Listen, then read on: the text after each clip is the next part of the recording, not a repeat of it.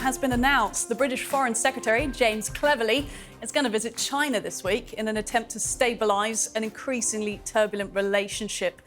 He has promised to raise concerns over human rights, rising tensions about Taiwan, and the erosion of democracy in Hong Kong. China is, of course, a major trading partner, but it is increasingly a geopolitical pariah. Indeed, critics say any bending of the knee to President Xi sends the wrong message. Now, one of those critics is former leader of the Conservative Party, Iain Duncan Smith. Iain, thank you for making time to talk about this. Quite simply, a trip by Cleverly to China, not a good idea in your books. Why? I think it's a waste of time. It's interesting because just quite recently, the German foreign minister came back from a visit to Beijing, and she said, when it comes to anything to do with human rights or social issues, all the terrible things that have happened, genocide, etc., they're just not listening. She said it's like talking to, I think in effect, she said, it's like talking to a brick wall. They're not giving anything back. They just wait till you finish, and they only want to talk about the things that matter to them. And if you're not prepared to talk about those, then your meeting is quite short. I mean, the problem we've got is we are dealing with a country that is enormously powerful now. We've basically fed it in that direction. I say, by the way, I should give it a declaration. I am sanctioned by the Chinese government, and so are my family. So the reality I have here is that this is a government that has committed genocide, is committing genocide in Xinjiang, slave labor regularly. Many of the products we buy are slave labor involved in them. They threaten to invade Taiwan regularly. They've invaded the South China Seas against the UN's edicts. They trash the Sino-British agreement. They're arresting peaceful democracy campaigners. They trash the Christian churches. They have been doing organ harvesting on the Falun Gong in China. It goes on and on and on. This is a regime that is redolent, I think, of the Nazi regime in the 1930s. And we learned then the hard way that appeasement to organizations like this simply doesn't work. You have to be very clear and obvious to them that there are downsides to behavior like this, which is beyond the pale. Those are some very, very strong words, ways to frame it in. Of course, your interpreter opinion on that, and it's a huge breadth of expertise on the issue as well. You've listed all of those points there, Taiwan, the Uyghurs, what's happened to Hong Kong as well. I hear all of that. I spent the last 2 years over on the other side of the world in Singapore reporting on the economics of China and Asia as well. My surprise at coming back to this side of the world is that people don't seem to be taking it very seriously, the threat of the emergent China. In fact, it's too late now. It's already emerged. But in terms of it being an economic force, we can't ignore that. It's likely to overtake the US in the next decade as the world's largest economic superpower. Can we afford to not have a relationship with it? Well, first of all, I don't think it will.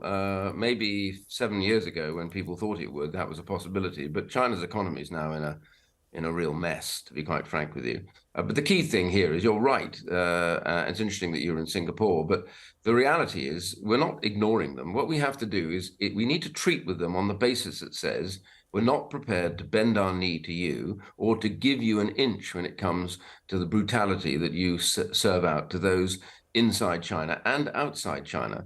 And you must abide by global rules that we all agree to, like the World Trading Organization. You will know then at your time at Singapore, China regularly trashes those rules. They subsidize businesses.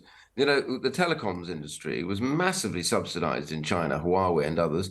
That's why they've pretty much got rid of most of the free world's telecom communications companies, because there's no money in it for them. This goes on the whole time. So it's not just in human rights, it's elsewhere too. And so I think it's very important. A relationship with China, as America shows, can be done on the basis where you are very clear and you sanction those officials who behave appallingly, which America has done, which we failed to do in this country. We haven't sanctioned a single person, an administrator in Hong Kong, for the trashing of the Sino-British agreement and the brutality they're meting out now. America's sanctioned 10, and they didn't actually run Hong Kong. And when it comes to Xinjiang, we've sanctioned 3 low officials. America's sanctioned 12, including the most senior.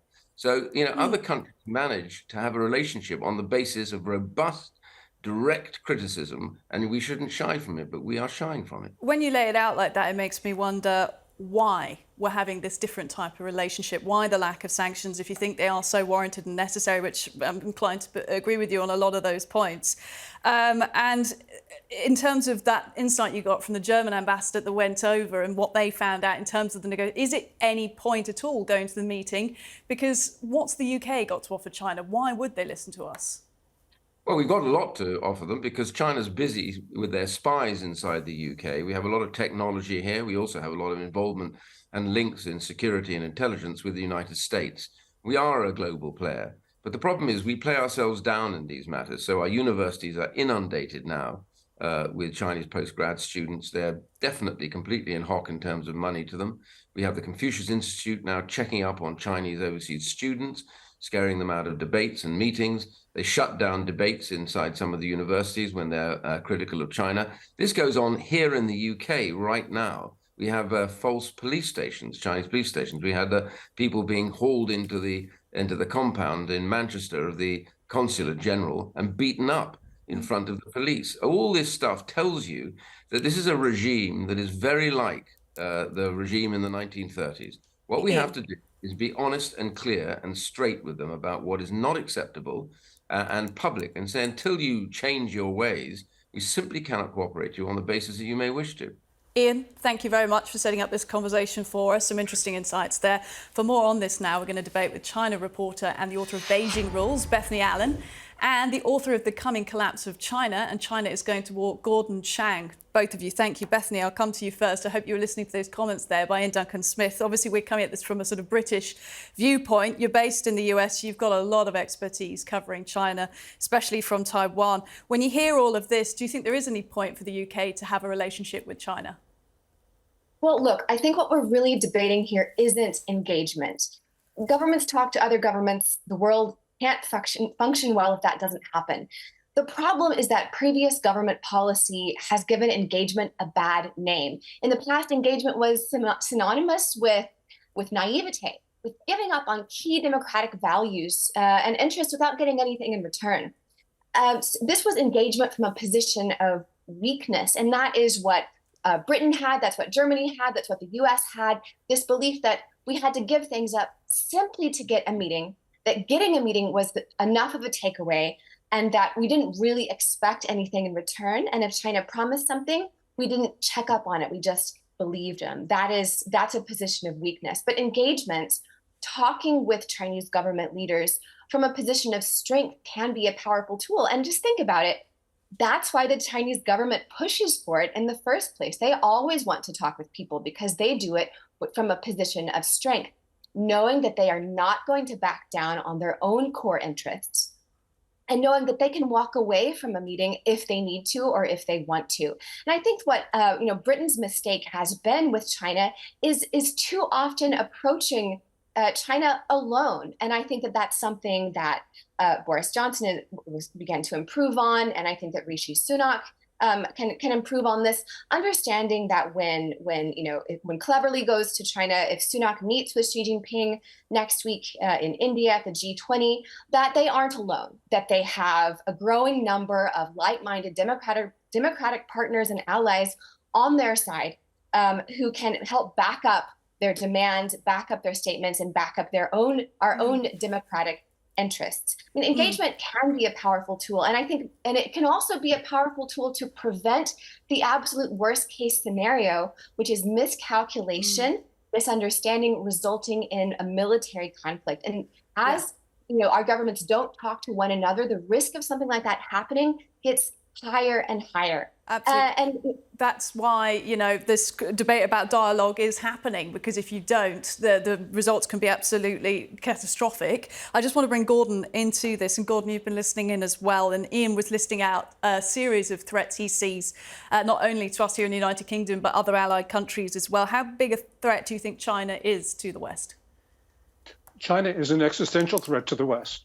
Xi Jinping has been propagating this notion that China is the world's only sovereign state. You just go on from there. The problem is that when Cleverly goes to Beijing, the Chinese are going to view it as Britain acknowledging its supplicant status. And that's what they do with American officials. The Biden administration has sent 4 senior officials to China without a return visit from a Chinese official to Washington. So the Chinese say, well, look, this is like imperial times where the vassals come and they acknowledge their subordinate status.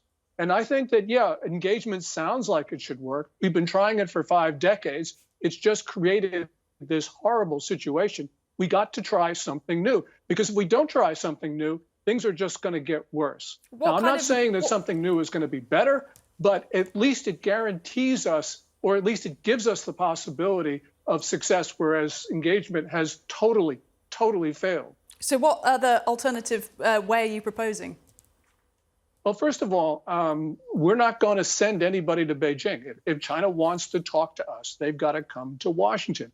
And also, I think that if we don't talk, China has this policy of not talking to Americans, for instance. Well, why don't we adopt the same thing? Just not talk to them. Let them get scared for a while. But also, I believe we need to decouple from China. China is closing itself off from the world. Xi Jinping is engaging in some very belligerent behavior.